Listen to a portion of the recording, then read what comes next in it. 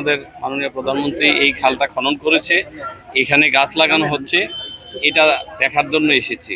আপনারা আশ্বস্ত হতে পারেন যে আমরা এগুলো তদারকির মধ্যে রাখবো এবং মাননীয় প্রধানমন্ত্রী যে এত সুন্দর একটা খাল খনন করে দিয়েছে এবং এই খালটা আমরা পরিষ্কার রাখবো এবং এখানে মাছও আমরা অবমুক্ত করব। চাঁদপুর সদরে 28,000 গাছ লাগানোর পরিকল্পনা আছে সরকারের।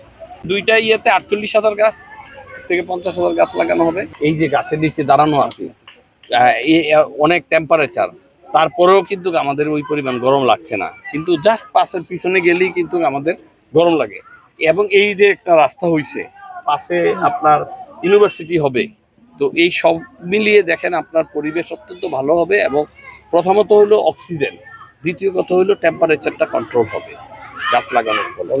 এই যে 25 কোটি গাছের মধ্যে তাল গাছের চারাও আছে, এখানে খেজুর গাছ আছে, আম গাছ আছে, তাল গাছ আছে, সব গাছের চারাই আমরা লাগাবো।